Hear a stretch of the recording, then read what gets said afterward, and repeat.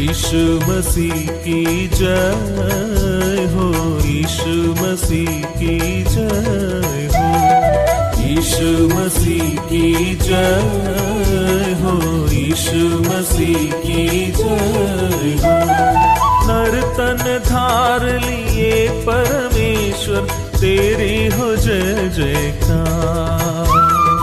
नर तन धार लिए परमेश्वर तेरी हो जय जयकार।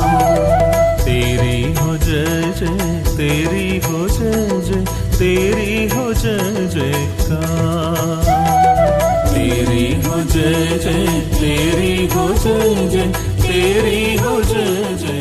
परमेश्वर का धन्यवाद हो। परमेश्वर की ओर से दिया गया इस नए दिन के लिए हम परमेश्वर का धन्यवाद दें। इस प्रभात मनन के द्वारा हमें सुनने वाले हर एक श्रोतागणों को हम यीशु मसीह के नाम में नमस्कार कहते हैं। और आज की आराधनात्मक मनन के संबंध में मत्ती रचित समाचार 27 अध्याय 9 और 10 वचन को हम लोग पढ़ेंगे। हम जो वचन यिर्मयाह भविष्यद्वक्ता के द्वारा कहा गया था वो पूरा हुआ। उन्होंने वे 30 सिक्के अर्थात उस ठहराए हुए मूल्य को जिसे इस्राएल की संतान में से कितनों ने ठहराया था ले लिया, और वैसे प्रभु ने मुझे आज्ञा दी थी वैसे ही उन्हें कुमार के खेत के मूल्य में दे दिया। तो यहाँ पर प्रभु यीशु मसीह को जब यहूदी नेताओं ने पकड़ने का योजना बनाए तो वे लोगों ने यीशु मसीह का एक चेला यहूदा इस्करियोता को अपने वश में ले लिया और उन्हें 30 चांदी के सिक्का देने का वादा किया। और यीशु मसीह को 30 चांदी के जो सिक्के हैं उसके बदौलत प्रभु यीशु मसीह को पकड़वाया। जब इस 30 चांदी के सिक्के जो 30 जो मूल्य है,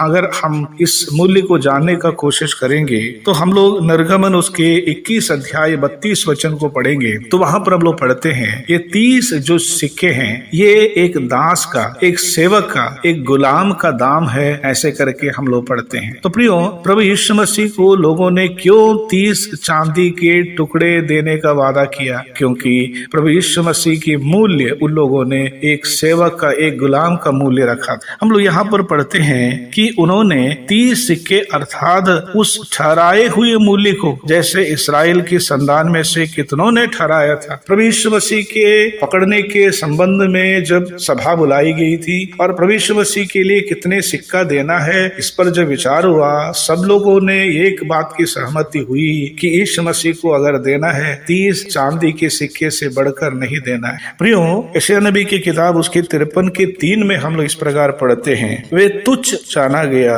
और हमने उसका मूल्य ना जाना। यशायाह नबी के 53 अध्याय प्रभु यीशु मसीह का क्रूस की मृत्यु के संबंध में किए गए भविष्यवाणी है। ये बहुत पहले बताए गए थे। यीशु मसीह जब दुनिया में आएंगे वो दास का रूप धारण करके आएंगे, दुनिया के लोग उसके मूल्य को जान नहीं पाएगा। तो प्रियो, यहाँ पर लोगों ने यीशु मसीह का मूल्य नहीं जाना और उसका मूल्य उन लोगों ने एक दास का मूल्य रखा था। और हमारे लिए बहुत ज्यादा आश्चर्यचकित होगा जब हम लोग पुराने नियम में जाएंगे। हम जानते हैं शिमशोन को जब फिलिस्ती लोगों ने पकड़ने का कोशिश किया था कि वे लोग दलीला के पास आता है और दलीला को कहता है कि आप शिमशोन को पकड़वा दो कि हम आपको उसकी जो मूल्य है 1100 चांदी के सिक्के आपको देंगे। तो शिमशोन का मूल्य उस समय के फिलिस्ती लोगों ने 1100 चांदी का मूल्य रखा था। और आगे बढ़ेंगे तो हम अबशालोम के बारे में हम लोग पढ़ते हैं। अबशालोम को मारने के लिए जब योआब किसी को कहता है, वो कहता है अगर मुझे 1000 टुकड़े चांदी देंगे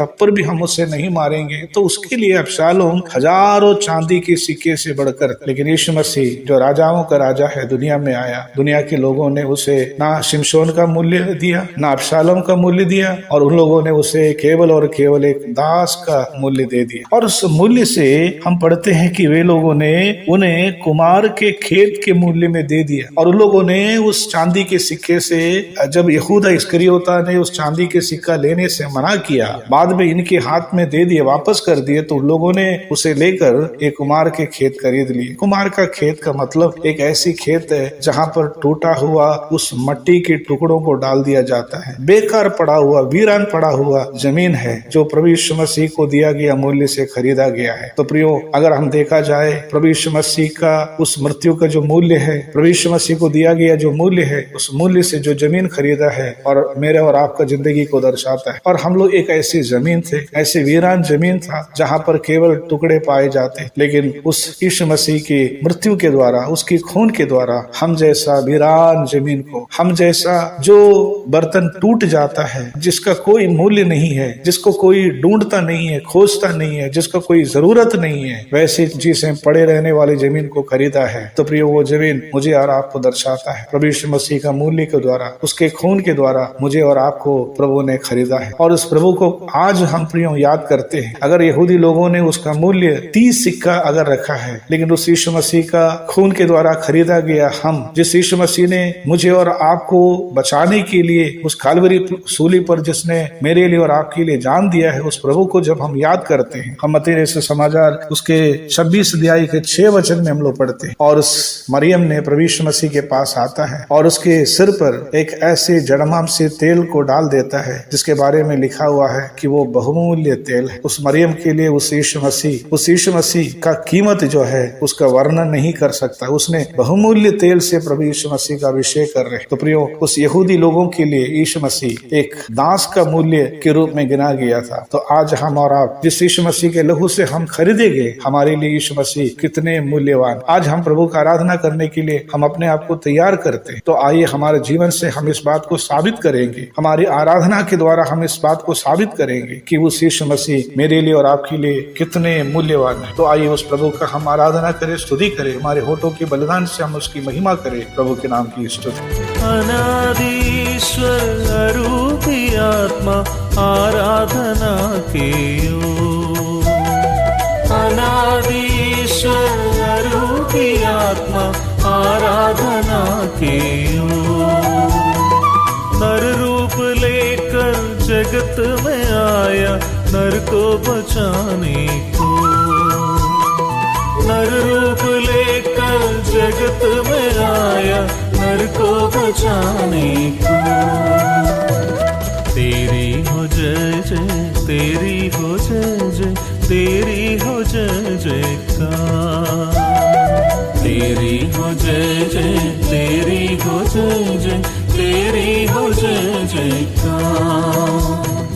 यीशु मसीह की जय हो, यीशु मसीह की जय हो, यीशु मसीह की जय हो, यीशु मसीह की जय हो।